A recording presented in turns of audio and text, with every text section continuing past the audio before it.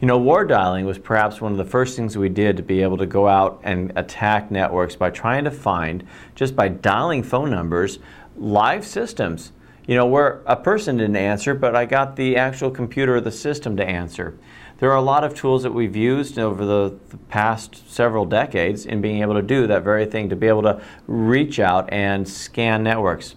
In fact, a movie was once made back in 1980, I think, called War Games. And that's all that the primary character in that movie did. They dialed phone numbers and looking for places to download games, instead found some war computer and started launching nuclear missiles or something like that matter. But either way, that's the idea. Just a war dialing. We're just going after number by number, looking to see if we can find those systems. As a side note, don't practice war dialing. It is illegal. Now, the war dialers, of course, that was the old, what we called the publicly switched telephone network. We try to go and find these locations.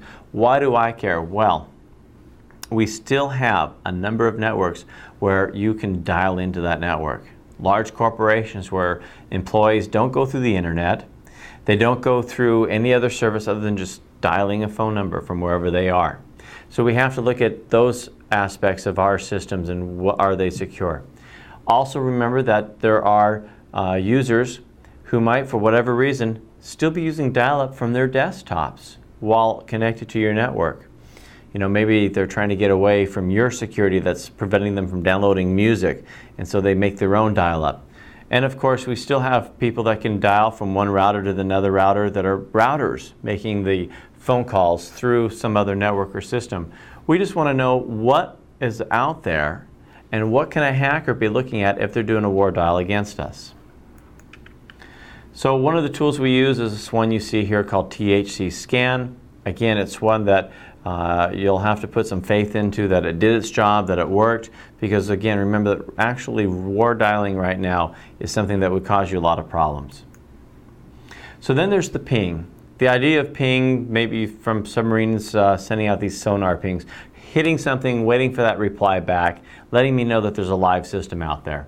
That's all we're trying to do. We're going to send out an ICMP echo request packet, and we're going to wait for that reply. If the machine's not on, if it's not alive, then the idea is it's not going to reply, so I won't receive anything back. Now, the thing about ping, though, is that it might not reply because we've said, hey, don't reply to ping messages. It might not reply because there's some firewall in between that doesn't allow it.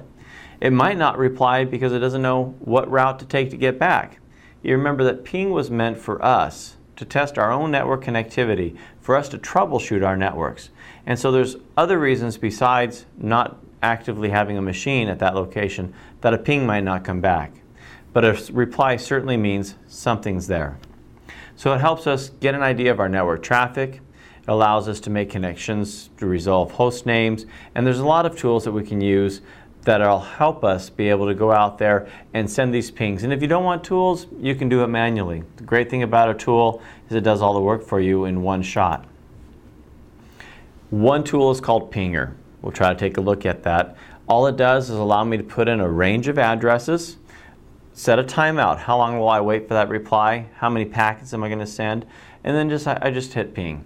Now with any of these tools, you have to understand it's going to stomp on that network pretty hard. If you have any devices like an IDS that's listening, you're going to notice these packets. You're going to notice a lot of this ping traffic. So you have to realize that this is what we would start calling rattling the doors. You're being noticed, or the ability to be detected is going to be very high. Having said that, there are a number of tools that we can use to detect those ping sweeps. There are a lot that are free. There's a lot that you can buy. You can do a simple Google search and find those. Look for anything that says a network-based intrusion detection system like Snort.